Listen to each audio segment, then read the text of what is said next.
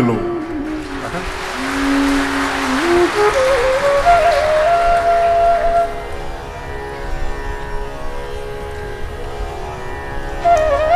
आसपास दूर से आए आप समस्त कथा के रसिक श्रोता बंधु माताएं बहनें, हमारे परम आदरणीय उत्तर प्रदेश की धरती से आए आदरणीय श्रीमान टीपी बाबू जी, श्रीमान तेज प्रताप सिंह जी और भी क्षेत्र के जिले के जितने भी गणमान्य महानुभाव यहाँ उपस्थित हैं, अपनी इस बाल मंडली के साथ आप सबको मेरा सादर जय सिया राम। जोर से बोली सभे जय सिया राम, जय सिया राम। हारमोनियम हल्का करिए। आज से आने वाले 9 दिनों तक हम और आप श्री रामचरित मानस जी के आश्रय में यहां पर श्री राम कथा को गाएंगे और श्रवण करेंगे। विनय के पास नित्य करीबन 15-20 ऐसे फोन आते हैं कि हमको भागवत जी की कथा करानी है। तो ये कहते हैं कि महाराज जी तो भागवत जी की कथा गाते नहीं हैं, राम जी की कथा गाते हैं। अहो, फिर कई फोन आते हैं कि वाल्मीकि रामायण के द्वारा राम कथा गा के सुना दे। फिर ये कहते हैं वो भी नहीं गाते। क्यों? केवल गोस्वामी तुलसीदास जी द्वारा रचित राम कथा ही गाते हैं। क्यों? भागवत जी की कथा गाना और वाल्मीकि रामायण के आश्रय में राम कथा गाना, ये दोनों गायन विद्वानों के बस का है, ये गंवार राजन के बस का नहीं है। हम तो LLPP है हो, LLPP मने लिख लोढ़ा पढ़ पत्थर। ये गोस्वामी जी अवधी भाषा में लिख दिए तो हम लोग भी गा सुना ले रहे हैं। संस्कृत में लिखे होते तो भगवान ने मालिक है, का सुनाते का गाते।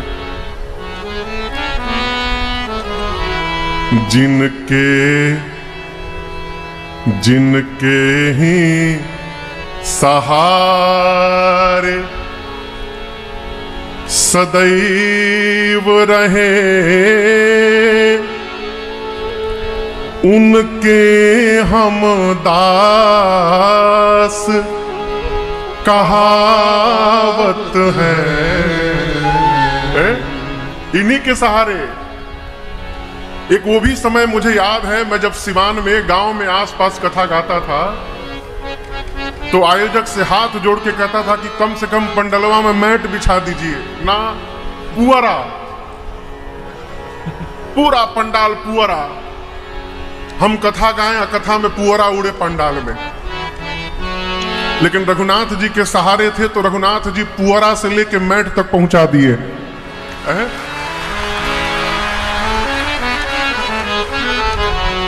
उनके ही सहारे सदैव रहे, किनके? जिनके हम दास कहावत है।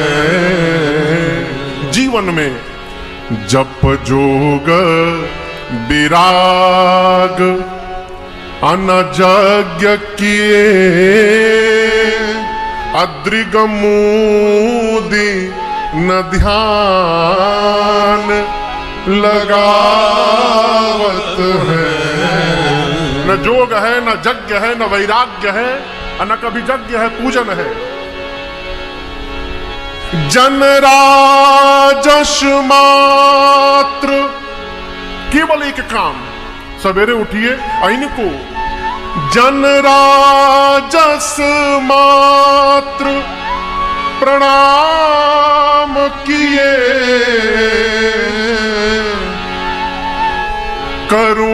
करुणानिधि के मन भात है। तुलसी कृत मानस बाँचि सदा, सिया राम जी के गुण गावत है। तुलसी कृत मानस बाँचि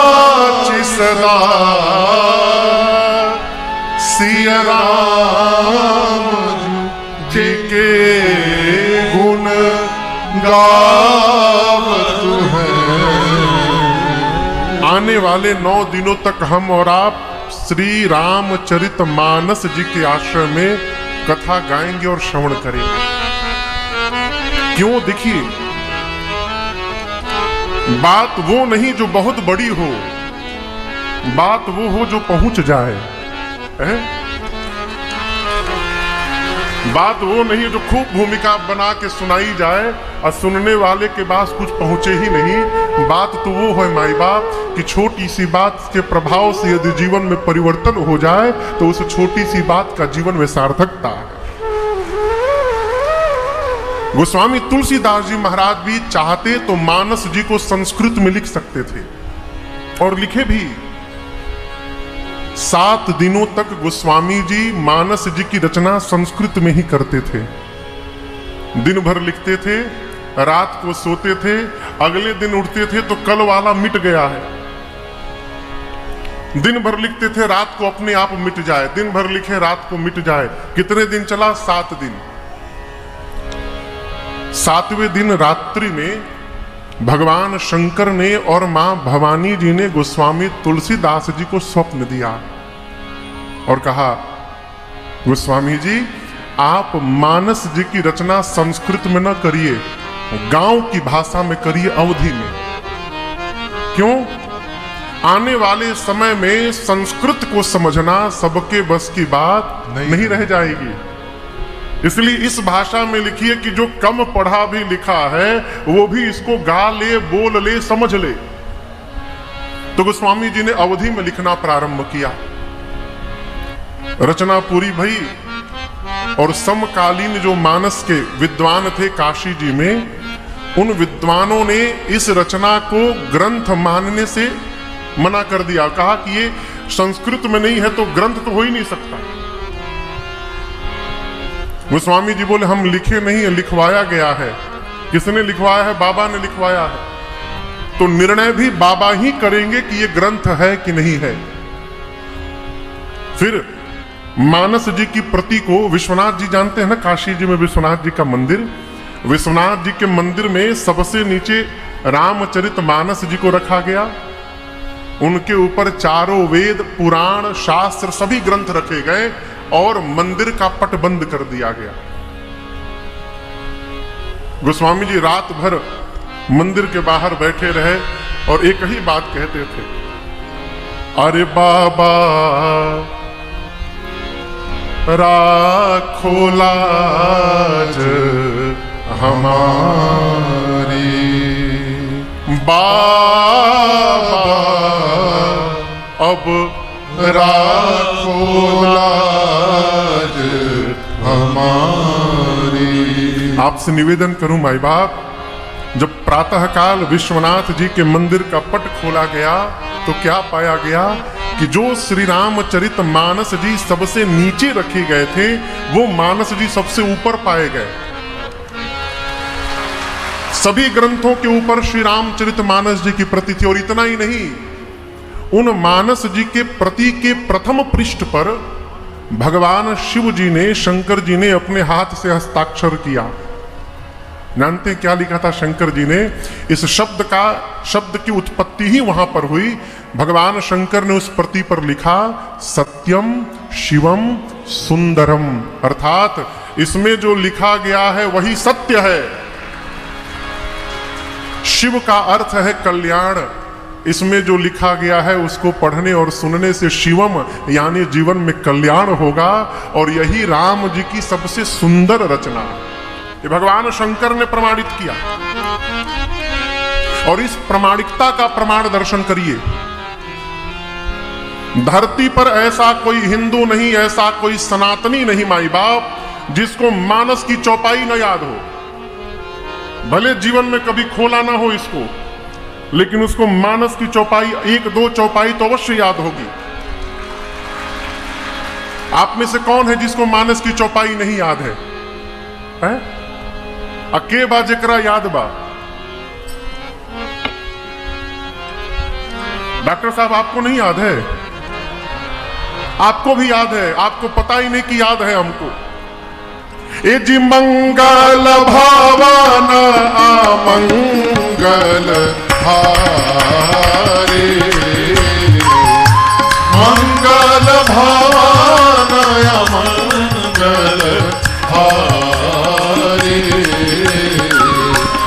प्रभु सुदशरथ अजीर बिहारी, प्रभु सुदशरथ अजीर बिहारी, प्रभु सुदशरथ अजीर बिहारी। ये चौपाई अब आपसे कहे कि मानस का एक दोहा किसको याद है? कहीं सबे केकरा याद बा? अयाद सबका बा। श्री गुरु चरण सरोज रज निज मन मुकुर सुधार, बरनो रघुवर बिमल जस जोदायक फल चार। ये श्री अयोध्या कांड जी का प्रथम दोहा है। यहां से उठा के श्री हनुमान चालीसा जी में रखा गया है। चौपाई या दोहा हो गई। अब कहिए छंद किसको याद है? एक छंद सबको याद है, सुनाई। भय प्रगट कृपाला दीन दयाला, कौशल्या हितकारी, हर्षित महतारी, मुनि मनहारी, अद्भुत रूप निहारी, लोचन अभिरामा, तन घन श्यामा, निज आयुध भुज चारी, भूषण पवनमाला, नयन विशाला, शोभा सिंधु खरारी। ये एक छंद हुआ। ऐसे ऐसे इस स्तुति में 4 छंद हैं, याद है ना? अब श्लोक किसको याद है? ये भी सबको प्राय प्राय याद है।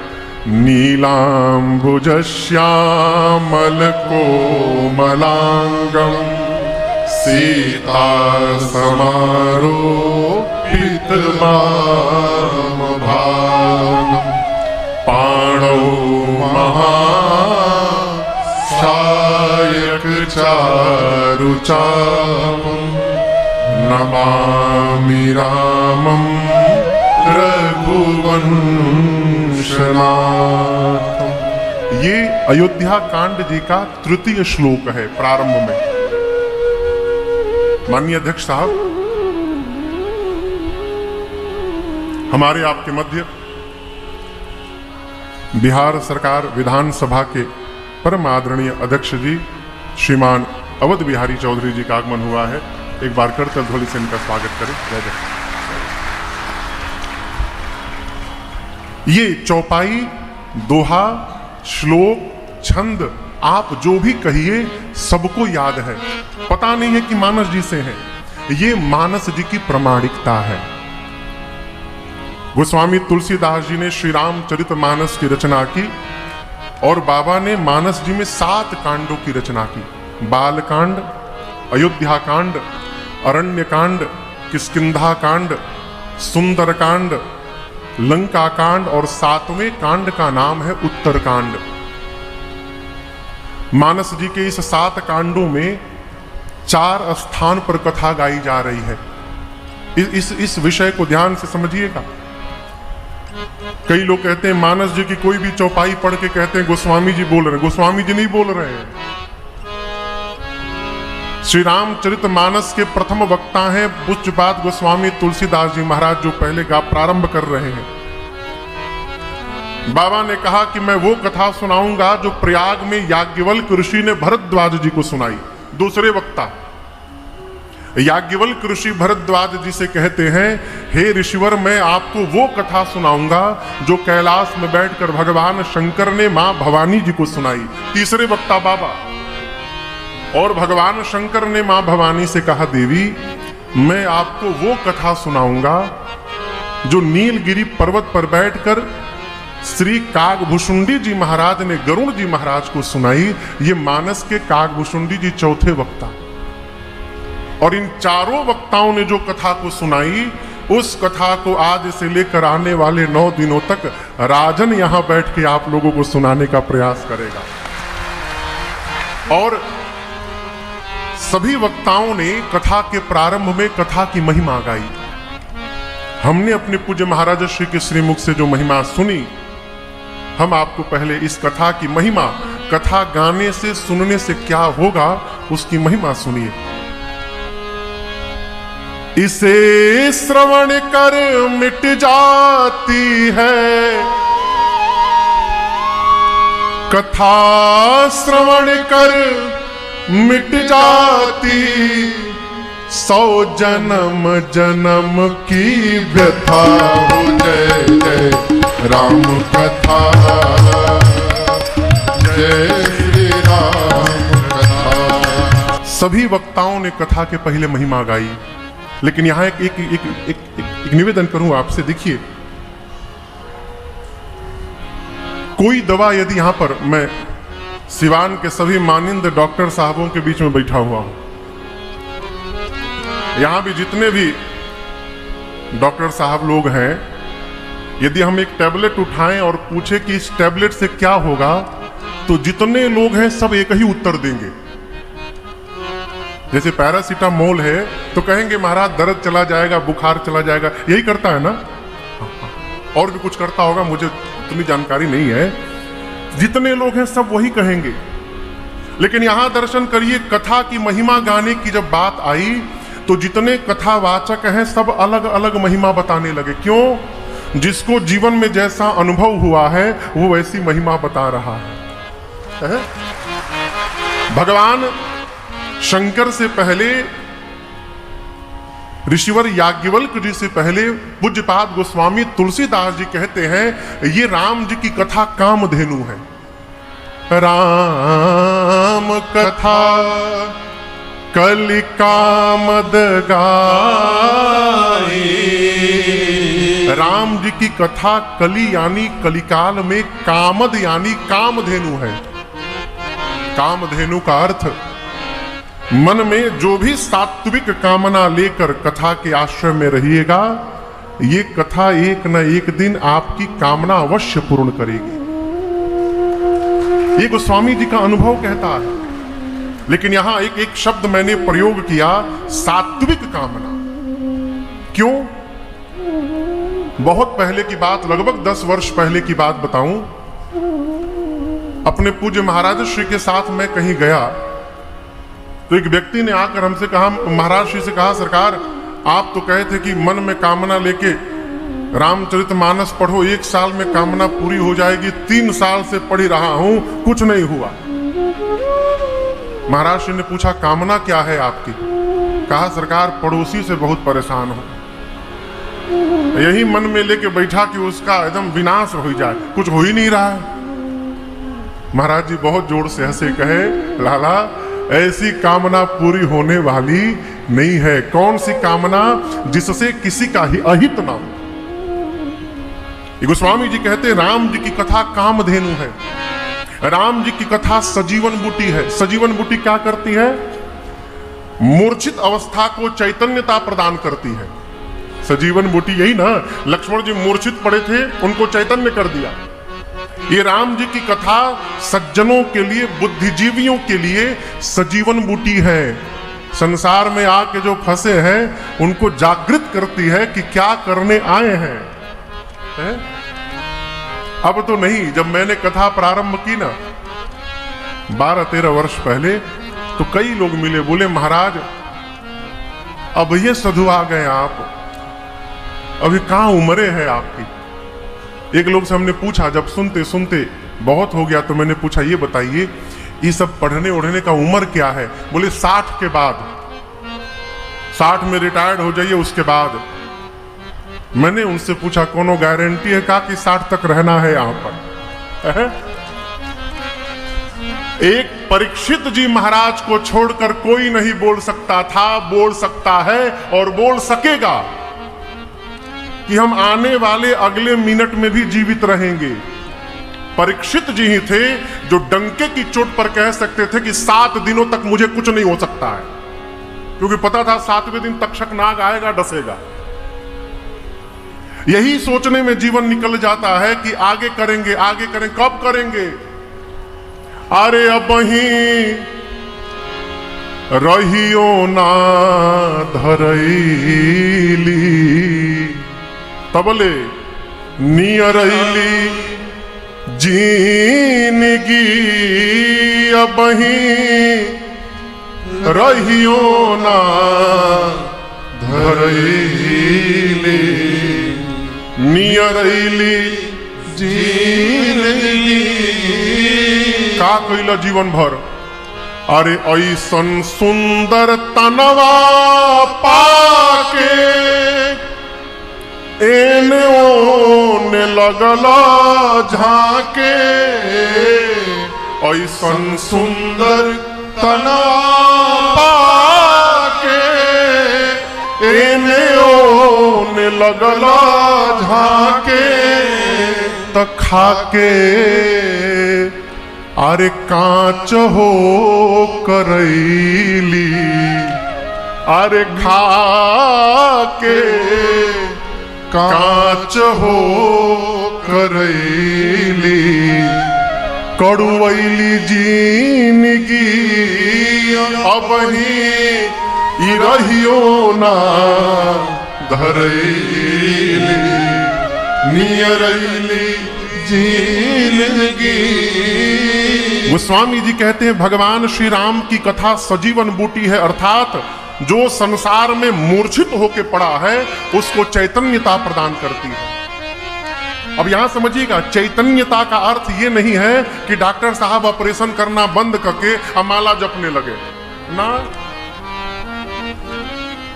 ऑपरेशन करना, उपचार करना इनका कर्म है और भगवान को याद करते रहना इनका धर्म है। ये चैतन्यता है। कथा कभी नहीं कहती कि कर्म छोड़िए। भगवान ने जिसको जो कर्म दिया है कर्म करिए। अरे राम जपते रहो और काम करते रहो, राम जपते रहो काम करते रहो।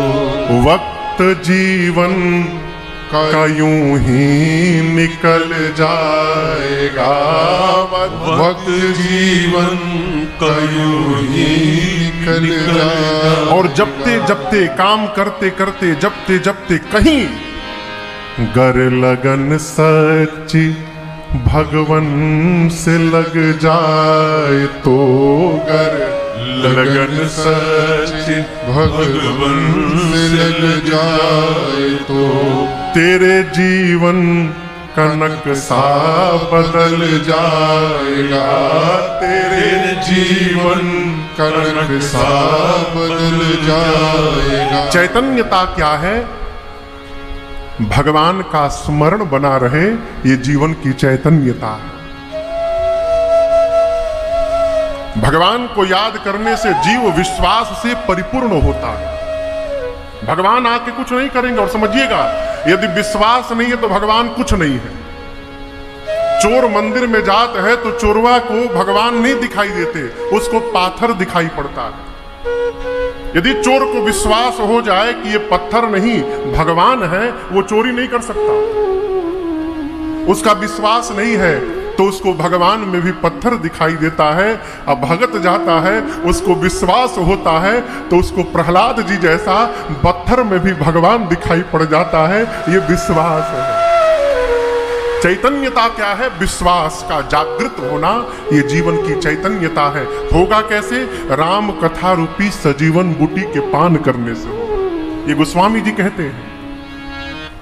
दूसरे वक्ता श्री याज्ञवल्क्य ऋषि कथा की महिमा गाकर कहते हैं, भरद्वाज जी से मुनिवर, महामोह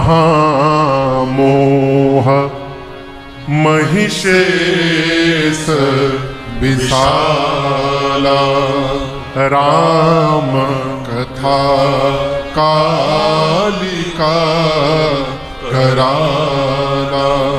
याज्ञवल्क्य ऋषि कहते मुनिवर, देखिए 6 विकार हैं, नाम पता बा? 6 गो विकार के नाम मालूम बा? बोली सब है, काम, क्रोध, मद, मोह, लोभ, मत्सर, मत्सर यानी ईर्ष्या, जलन। ये जीवन के 6 विकार हैं। और इन 6 विकार में सबसे जो खतरनाक विकार है, उस विकार का नाम है मोह। इसलिए याज्ञवल्क्य ऋषि मोह को केवल मोह नहीं बोले, महामोह बोले। ये मोह का है। एक दिन हमने अपने महाराज जी से पूछा, सरकार ये मोह की परिभाषा क्या है, डेफिनेशन क्या है मोह का? बोले बेटा, बेटा बेटी में, माई बाप, भाई बहन, पति पत्नी, समाज में सभी प्रेम करते हैं और करना भी चाहिए, परंतु अज्ञानता में रहकर जो इनमें प्रेम कर रहा है, इस प्रेम का नाम है मोह। अज्ञानता का क्या अर्थ है? जिसके लिए आए हैं उसको भूलकर और इन्हीं में लगे हुए हैं, ये अज्ञानता है। और इसका परिणाम केवल और केवल दुख है। अज्ञानता में पड़ने के कारण आप भी सुने होंगे, जीव कहता है उड़ा लो बाबू मौज उड़ा लो, जब ना रहम तहिया बुझाई। अरे आप ही दुनिया चला रहे का साहब? ये अज्ञानता का सूचक है। जब ये लगने लगे कि हम कर रहे हैं, ये मोह है। राजन की कोई औकात नहीं कि राजन भगवान की कथा गा सके, ये गवा रहे हैं तो हम गा रहे हैं। और केवल सिवाने में डॉक्टर जी लो है का? डॉक्टर साहब तो पूरी दुनिया में है हो, लेकिन यहाँ के जितने भी डॉक्टर साहब लोग हैं, उन पर भगवान की विशेष कृपा है कि डॉक्टर होने के बाद भी अध्यात्म से जुड़े हुए हैं। ये अति हरि कृपा है। याज्ञवल्क्य ऋषि कहते हैं, भरद्वाज जी जब मोह विकराल हो जाए, जीव अहंकार में टूटने लगे, तो उस महामोह रूपी महिषासुर का वध करने के लिए राम जी की कथा साक्षात काली जी के समान। जीव यही नहीं सोच पाता है कि कब तक तानेंगे छाता, कहियो तो उड़वे करी तूफान में। और याद रखिएगा, यहां पर कई लोग कहीं ना कहीं नौकरी भी करते होंगे। नियम कहता है कि कहीं से भी कोई मालिक आपको नौकरी से निकालेगा तो आपको पहले नोटिस देगा, कम से कम 1 महीना पहले। लेकिन ये फैक्ट्री से कहिया छुट्टी मिल जाए, कोनो भरोसा नहीं है। आरे छुट्टी जाई है फैक्ट्री से रे नौकरी, छुट्टी जाई है फैक्ट्री से रे नौकरी, छुट्टी जाई है फैक्ट्री से। जीवन भरे कहीं काम कहीं के बा हमरी सोझा तनी बोलावो तो। अरे हम में तू दम तुड़ी दिहल, छूटल नाता सगरी से, सगरी से छूटल नाता सगरी। जीवन भर इस बात को याद रखिएगा, मिली दाम बाकिर राम न मिली है, मिली दाम राम न मिली है। कैसे? टिकट कटा के लॉटरी से रे नौकरी, छुट्टी जाई है फैक्ट्री से। बाबा गईले अब बाबू जी गईले, देखत देखत नजरी से, नजरी से देखत देखत नजरी से। अंत समय में सभे मुंह मोड़ी, अंत समय में सभे मुंह मोड़ी, एह गंवार गई तेरी से रे नौकरी, छुट्टी जाई है फैक्ट्री से। मोह से बाहर निकलिए। मानस में कहा गया है, मोह सकल व्याधि न कर कुछ भी हो रहा है, कोई भी अच्छा काम कर रहे हैं, ये ना कहिए कि हम कर रहे हैं, कहा करिए वो करा रहे हैं तो हम कर रहे हैं। जीवन में जब जब अपने द्वारा किए हुए कर्म का बोध होगा कि हम कर रहे हैं, अभिमान जन्म लेगा। और जब तक ये मानते रहेंगे कि परमात्मा करा रहे हैं, कभी अभिमान होने वाला नहीं है। याज्ञवल्क्य ऋषि बोले, महामोह रूपी महिमा का समापन करने के लिए राम जी की कथा काली जी के समान है। भगवान की कथा चंद्रमा का अमृत है, पान करने से जीवन कृतार्थ हो जाएगा। तीसरे कथावाचक भगवान शंकर ने मां भवानी जी से महिमा गाकर कहा, देवी राम कथा कली बिटप कुठारी, सादर सुनू गिरिराज कुमार। कहते हैं देवी रघुनाथ जी की कथा कुल्हाड़ी है। कुल्हाड़ी बुझाता ना कहीं सब है, हमरी यहाँ के टांगा टांगी कहल जाला, एवजा कहल जाते हैं। हाँ, गोस्वामी जी कहते हैं राम जी की कथा कुल्हाड़ी है। कुल्हाड़ी क्या करती है? लकड़ी काटती है। शंकर जी बोले, देवी भगवान की कथा कुल्हाड़ी है, इससे कौन सी लकड़ी कटेगी? तो काम क्रोध मद मोह लोभ और मत्सर रूपी विकार जो वृक्ष बन के खड़े हैं, इन विकारों के वृक्ष को काटने के लिए राम जी की कथा कुल्हाड़ी के समान है? शंकर जी आगे गौरी बात कहते हैं कि भगवान की कथा संशय को समाप्त कर देती है। कैसे महाराज? जैसे पांडाल है, इसमें बहुत सारे यदि पक्षी, कबूतर, तोता, मैना आके बैठ जाएं और आप धीरे धीरे जाइए और जाकर वहां पर उनके बीच में क्या हुई? कहिए। जैसे हाथ की ताली बजी सारे पक्षी उड़ जाएंगे। शंकर जी कहते हैं देवी उसी प्रकार भगवान की कथा वो ताली है, जो जो इस ताली को बजाएगा उसके जीवन में जितने संशय के पक्षी हैं, ये ताली के बजने से अपने आप उड़ के चले जाएंगे। ये कथा की महिमा है। लेकिन कई बार कथा गाने, कथा सुनने, कथा कराने के बाद भी संशय नहीं जाता। इसका क्या मतलब माई बाप? देखिए, सेतिहा बुझा था। सेतिहा माने फ्री में यदि दवाई मिल जाए ना तो लोग खाते नहीं है उसको। वो या तो फ्रिज पे पड़ा रहता है, या तो टीवी के ऊपर, ना तो दिया रखा पे पड़ल रही। और जौन दवाई के आदमी रुपया लगा के खरीदत है, ओके घड़ी के सुई मिला मिला के खाते है। कथा पंडाल में केवल आने से संशय समाप्त नहीं होगा, जब तक ये दवाई कान से भीतर नहीं प्रवेश करेगी और व्यवहार में नहीं आएगी, एक्शन में, तब तक संशय समाप्त होने वाला नहीं है। इसलिए कथा में जाके कथा सुनिए। महाराज बड़ा विपत बा। अरे आप ही सब टारेंगे क्या विपत बा? हमारे महाराज जी कहा करते हैं, भजन करो अरे होई तवन होई हो, राम भज होई तवन होई हो, जगतिया में कोई नहीं। ऐ सबका बनाने में जीव अपना समाप्त कर ले रहा है। शंकर जी बोले, देवी भगवान की कथा संशय रूपी पक्षी को उड़ा देने के लिए हाथ की सुंदर ताली के समान है। आप दर्शन करिए, तीनों स्थान पर वक्ताओं ने अलग अलग महिमा गाई। चौथे घाट पर वक्ता ने महिमा नहीं गाई, जो श्रोता बन के गरुण जी आए हैं वही महिमा गाए। गरुण जी महाराज भगवान श्री राम जी को युद्ध में नाग पास से मुक्त किए।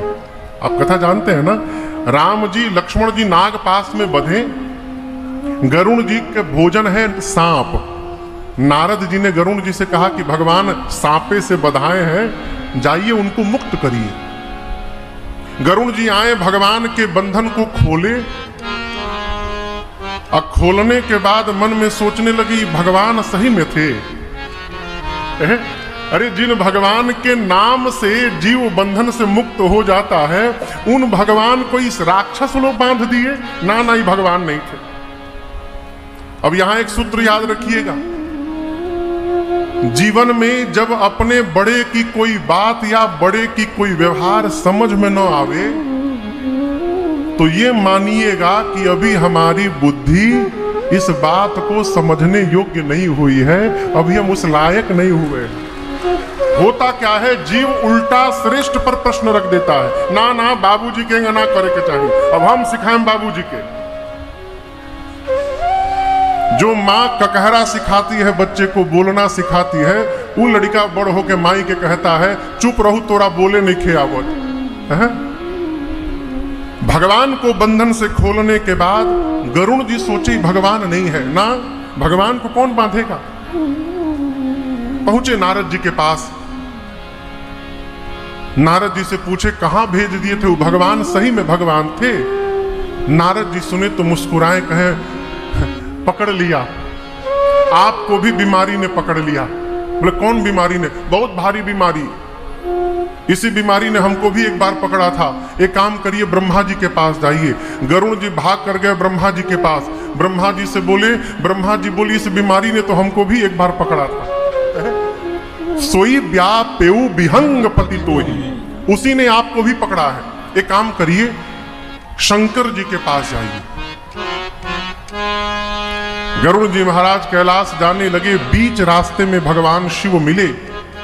गरुड़ जी ने अपनी बात रखी। शंकर जी ने कहा गरुड़ जी देखिए, आपकी बीमारी कैसे समाप्त होगी ये उपाय मुझे पता है। कैसे जाएगा आपका यह संशय? शंकर जी बोले गरुड़ जी तब ही होई सब संशय भंगा, जब बहुकार करिय सत्संग। भगवान शंकर ने कहा गरुण जी जब तक आप लंबे समय तक सत्संग नहीं सुनेंगे तब तक आपका ये संशय समाप्त होने वाला नहीं है। गरुण जी बोली लंबे समय तक सत्संग कहां मिलेगा? शंकर जी बोले नीलगिरी पर्वत जाइए, वहां काग भुषुंडी जी महाराज हैं, एक ही काम है दिन रात कथा गाना। उनके पास जाइए, कथा सुनिए, सारा संशय समाप्त। गरुण जी महाराज दौड़ के पहुंचे नीलगिरी पर्वत, जहां काग भुषुंडी जी का आश्रम था। अब यहां गोस्वामी जी कहते हैं काग भुषुंडी जी के आश्रम में प्रवेश करने के साथ ही गरुण जी का सारा संशय समाप्त हो गया। अभी दर्शन करिए, कथा नहीं सुने। जिस पांडाल में, जिस आश्रम में कथा गाई जाती है, कथा होते होते उस आश्रम की ऐसी दिव्यता हो गई कि दर्शन मात्र से संशय समाप्त हो गया। काग भुषुंडी जी के पास गए, काग भुषुंडी जी ने स्वागत करके बिठाया। राजा है ना, पक्षियों के राजा हैं गरुण जी महाराज। बिठाया और पूछा आप क्यों आए हैं? अब गरुण जी कहते हैं महिमा, सुनहु तात जेहि कारण आयो, सो सब भयउ तरस तब पायो। सुनहु तात जेहि कारण आयो, सो सब भयउ तरस तब पायो। देखि परम पावन तब आश्रम, गयो मोह संशय नाना भ्रम। देख परम पावन तब आश्रम, गयो मोह संशय नाना भ्रम। अब श्री राम कथा अति पावन, सदा सुखद दुख पुंज नशावन। अब श्री राम कथा अति पावन, सदा सुखद दुख पुंज नशावन। सादर तात सुनाऊं मोहि, सादर तात सुनाऊं मोहि, सादर तात सुनाऊं मोहि, सादर तात सुनाऊं मोहि। बार बार बिनवऊं प्रभु तोहि राम कथा, जय श्री राम कथा। जय राम कथा, जय श्री राम कथा। इसे श्रवण कर मिट जाती है, इसे श्रवण कर मिट जाती है, कथा श्रवण कर मिट जाती है, कथा श्रवण है 2000, 3000, 4000 जो भी लोग हैं, आप ये बताओ सारे लोग यदि यहां से अपने अपने घर गए और घर वालों ने यदि प्रश्न किया कि आज आपने कथा में क्या श्रवण किया, तो क्या सभी लोग एक ही जैसा उत्तर देंगे? कहिए। जितने लोग हैं सब अलग अलग सुनाएंगे। उसी प्रकार राम जी के साथ लीला में जितने लोग थे, वो सुग्रीव जी हो, जामवंत जी हो, अंगद जी हो, हनुमान जी हो, जितने बानर, ऋषि, मुनि, महर्षि जितने थे, सबने एक एक राम कथा लिखी।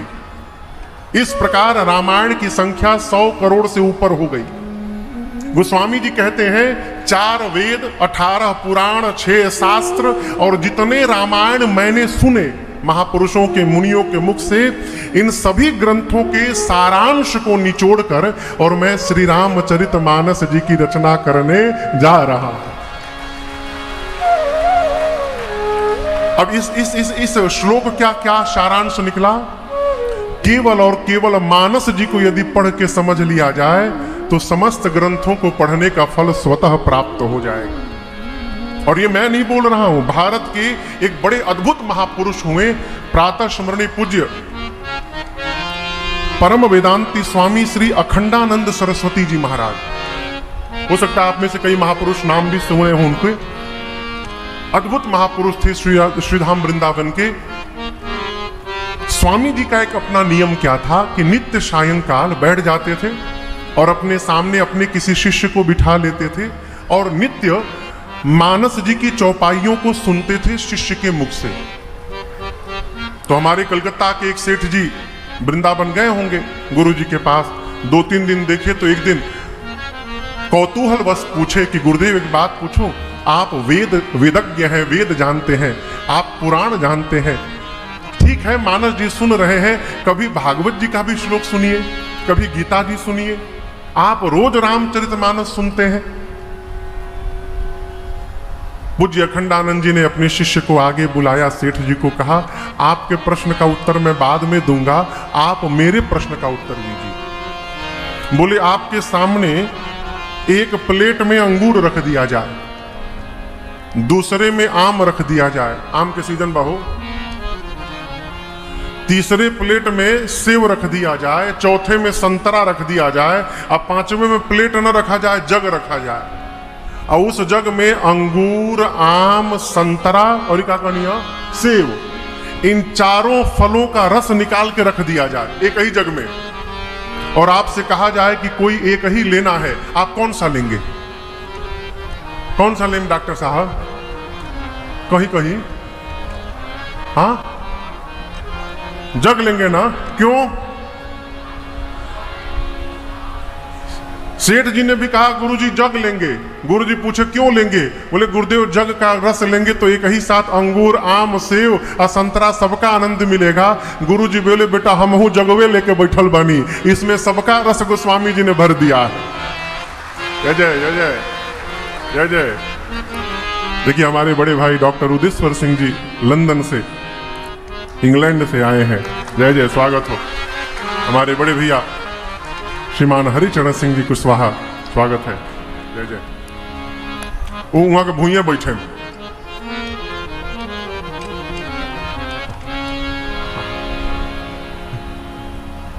भूइया बैठला में लाभ बा। बहुत पहले हम कलकत्ता में एक विवाह में गए थे, उनका नाम नहीं लेंगे, कहीं सुन ले वो, तो जो दरवाजे पे 4 कुर्सी रखी गई थी, तो जैसे हम लोग पहुंचे तो जो बैठा था उसको उठा उठा उठा उठा, हम लोग बैठ गए। अब कब तक बैठे जब तक दूसर के नहीं खियावत। 1 मिनट के भीतर यदि दूसर के हुआ गल तो रुआ खाली करे वो बैठी है, कबले जौले तीसर के नहीं खियावत। तो कुर्सी पर बैठला पर खतरा बा कि उतरे के पड़ जाओ, भूइया से के उतारी।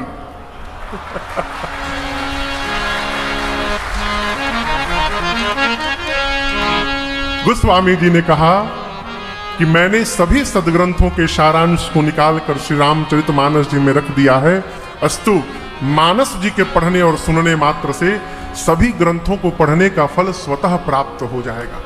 इसलिए मानस जी को लाल कपड़ा में बांध के आरती न उतारिए।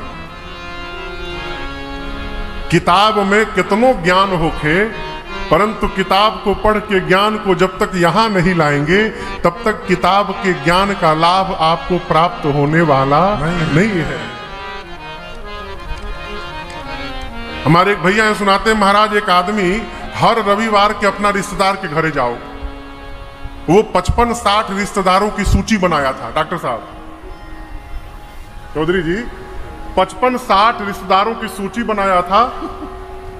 हर रविवार को एक रिश्तेदार के घर जाए, जानता है कि साल भर बाद दूसर का नंबर आई, जाके कही बात कहे, का बताई ना, आज अतवार है, बैंकवे बंद बा, बैंक में बहुत रुपया बा, लेकिन आज तो बैंक बंद बा, 5000 हमरा रुपया चाहिए खाली। अब 5000 रुपया ले एक हफ्ता आराम करे, फिर अगले रविवार को दूसरे रिश्तेदार के घर यही बात का, कहीं अतवार हो, बैंकवे बंद बा आज, ना तो 5000 रुपया दे दी। साल भर गुजारा हो। एक बार एक रिश्तेदार के घर गया, चौथे 5वें राउंड, मैंने 4-5 साल बाद, तो वो बोले, ये बताओ जब तुम आते हो तो रविवार क्यों रहता है? तुम जब आते हो तो रविवार को आते हो, कहते हो बैंक बंद है, बैंक में बहुत रुपया है, तो सोमवार को चले जाओ। बोले कैसे जाई, बैंक में रुपया तो बहुत बा, लेकिन हमारे अकाउंट में नहीं खे में, तो रुपया तो बहुत है बैंक में, लेकिन जब तक उसमें अकाउंट खोलकर डेबिट क्रेडिट नहीं करिएगा तब तक बैंक के रुपया का लाभ जीवन में मिलने वाला नहीं है। उसी प्रकार इस मानस जी में भी अकाउंट खोलिए, समय का क्रेडिट करिए और ज्ञान का डेबिट लीजिए, तब इसका लाभ जीवन में दिखाई पड़ेगा। मानस जी पढ़ने के लिए है। गोस्वामी जी ने 7 श्लोक लिखे, फिर पंच सोरठे में पंच देवों की उपासना की, और मानस जी की पहली चौपाई गुरु वंदना से करते हैं। बंदमु गुरु पद पद्म परागा, बंदमु गुरु पद पद्म परागा, सुरुचि सुबास सरस अनुरागा, सुरुचि सुबास सरस अनुरागा, आमिय मूरी मय चूरन चारो, अमिय मूरी मय चूरन चारो, समन सकल भवरुज परिवारो, समन सकल भवरुज परिवारो, समन सकल भवरुज परिवारो। गोस्वामी तुलसीदास जी महाराज ने सबसे पहले अपने गुरु जी के चरणों की रज की वंदना की। बंदौ गुरु पद पदुम परागा। अब ये गुरु चरण रज से क्या होगा हो, यहाँ गोस्वामी जी कहते 4 कार्य होंगे। सुरुचि सुबास सरस अनुराग। गुरु चरण रज के प्रभाव से जीव की रुचि दिव्यता को प्राप्त करती है। किसी का मन मदिरा पीने का होता है तो किसी का मन भगवान का चरणामृत पीने का होता है। कितना अंतर है हो। ये रुचि यानी चाह में दिव्यता कैसे आएगी, तो सद्गुरुदेव भगवान के चरण रज की कृपा का प्रभाव है। सुरुचि, सुबास यानी सुगंध। याद रखिएगा, सुगंध वास्तव में वो नहीं है जो हम सेंट लगा के घूम रहे हैं। सुगंध जीवन का वो है माई बाप, हमारे जाने के बाद भी लोग हमारा नाम आदर से लेते रहे समाज में, ये वास्तविक सुगंध है। और ये केवल और केवल सत्कर्म से संभव है। सुरुचि सुबास सरस। तीसरा है सरसता, सरस। सरस यानी रस युक्त हो जाना। क्षमा करिएगा, ये वो बात बोले, एक बात बोले, एक का कहल जाला, हाँ आईब्रो ना हिंदी में बोली सब है, पपनी बरौनी ये कहल जाला ना। हैकरा के एकदम इसको यहां से यहां पर ले आइए। बुझाता है ढेर चढ़ल रही ना माइग्रेन हो जाई। इसको नीचे लाइए, सरसता लाइए। एक आदमी को मैं जानता हूं, पिछले 25 साल से देख रहा हूं, आज तक हंसते हुए नहीं देखा। उनके घर शादी में भी गया था, उनके जेठ लड़का के ब्याह है, वो दिन हूं।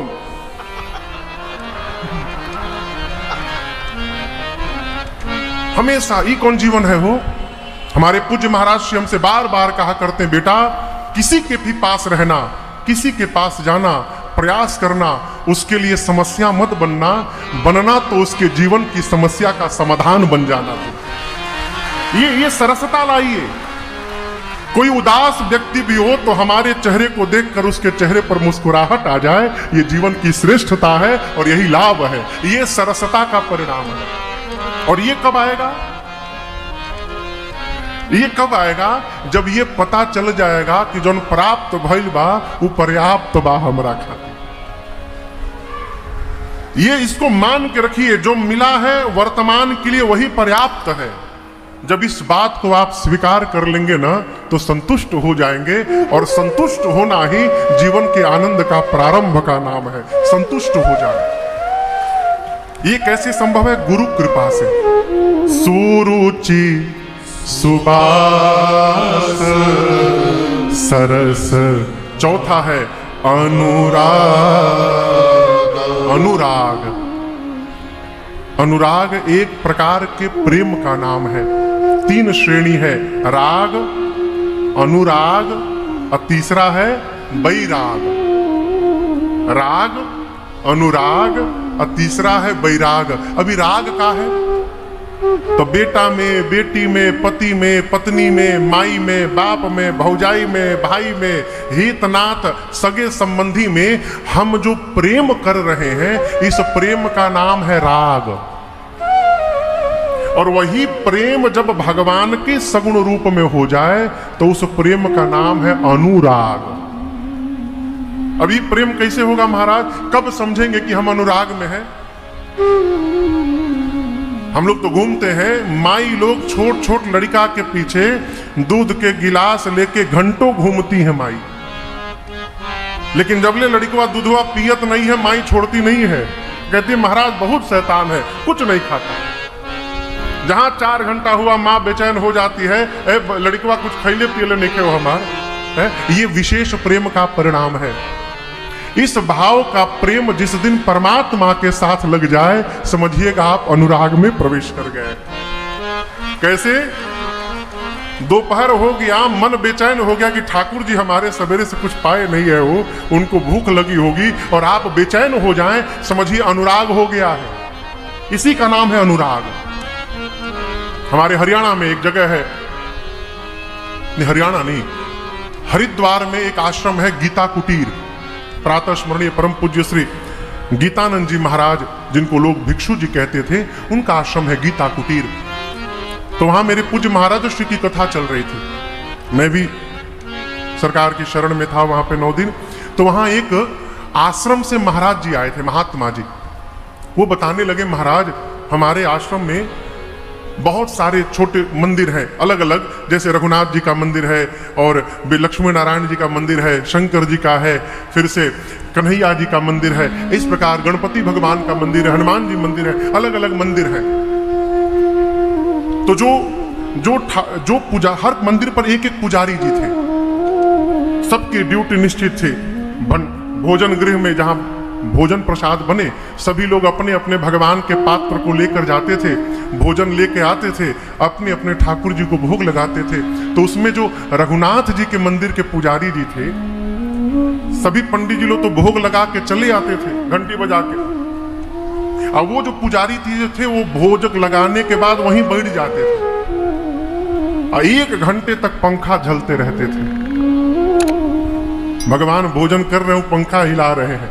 कोई पूछता था कि पंखवा क्यों झलते हैं? बोलते भोजन गर्म है ना, गरम गरम ठाकुर जी खाएंगे तो मुख जल जाएगा उनका, इसलिए मैं पंखा हिलाते रहता। अब आपको कहूं, एक बार क्या हुई कि वो पुजारी जी को बुखार लग गया, बहुत तेज ज्वर। तो वो तो बीमार हैं तो सोए थे, उनके जगह किसी दूसरे पुजारी जी को नियुक्त किया गया कि आज रात्रि का भोजन आप लगाएंगे। तो जैसे सभी पुजारी जी लोग लगाते थे, पुजारी जी गए, भोग लगा के घंटी बजा के चले आए, और 1 मिनट नहीं बजा, जो पुजारी जी बीमार हुए थे उनके पूरे मुंह में छाले निकल गए, चिल्लाने लगे, अरे मेरे ठाकुर जी का मुख आज जल गया। उनको कोई पंखा नहीं झला, आज मेरे भगवान का मुख जल गया। क्यों? छाले निकल गए जिह्वा पर। ये क्या है?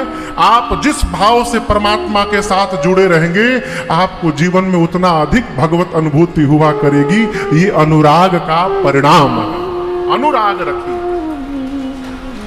अपने दिन में 10 गिलास पानी पीते हैं तो सोचिए भगवानों की प्यास लागल हुई, 1 गिलास उनको भी पानी पिलाइए। ये अनुराग की उत्पत्ति कैसे जीवन में होगी? गुरु कृपा के, गुरु चरण रज के कृपा से संभव, ऐसे संभव नहीं है माई। गोस्वामी जी ने ब्राह्मणों की वंदना की, संत समाज की वंदना की। संत समाज की वंदना करते करते गोस्वामी जी कहते हैं कि संत समाज चलता फिरता तीर्थराज प्रयाग है। कैसे महाराज? अब आप दर्शन करिए। यदि आपसे कहें कि संगम में नहाए के बाद, तो आपको प्रयाग जाना होगा। लेटे हनुमान जी के आगे गंगा यमुना जी प्रत्यक्ष हैं, सरस्वती जी अप्रत्यक्ष हैं, संगम में जाके स्नान करेंगे। लेकिन संत वो संगम है, प्रयाग है, कि संत रूपी सत्संग में स्नान करने के लिए आपको नहीं जाना है। संत ही आपके नगर में आके घूमते रहते हैं और आपके दरवाजे आकर आपको स्नान करा के और कृतार्थ करते रहते हैं। ये संत की महिमा है, सत्संग की महिमा है। गोस्वामी जी कहते हैं बिनु सत्संग विवेक न होई। ये बड़ी अद्भुत बात। यहाँ कई विद्यालय के भी मालिक लोग बैठे होंगे, क्षमा करिएगा, विद्यालय में जानकारी प्राप्त हो जाएगी लेकिन विवेक प्राप्त होने वाला नहीं है। विवेक कहाँ मिलेगा महाराज? केवल संत के संग में, सत्संग में।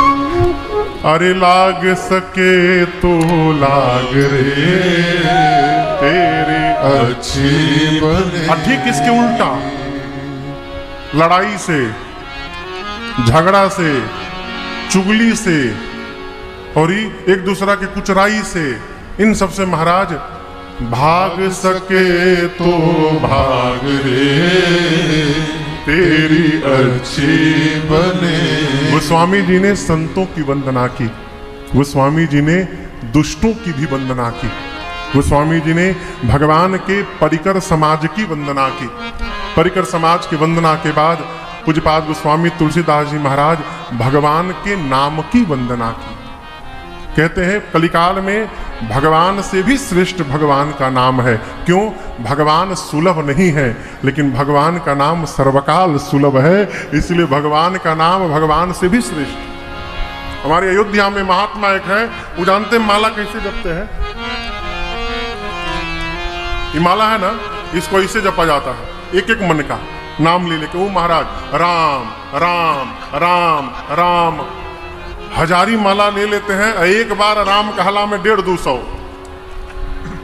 तो किसी ने कहा महाराज हम तो हेंगा देखले बनी, ऐसे जपते हुए देखे थे, ऐसे पहले बार देख रहा हूं। बोले मूर्ख हो, राम नाम की लूट मची है, जितना लूट सकते हो लूट लो। ये क्या है? ये भगवान के नाम की महिमा है। गोस्वामी जी ने नाम की महिमा का वंदन किया, नाम को वंदन किया, और उसके बाद गोस्वामी जी अब कथा को काशी जी से लेके तीर्थराज प्रयाग कर्मकांड घाट पर जाएंगे, जहां पर वक्ता है श्री याज्ञवल्क्य ऋषि और श्रोता है भरद्वाज ऋषि। ठीक ना? यहां से कथा प्रारंभ होगी भगवान शंकर के विवाह की, लेकिन आज ना का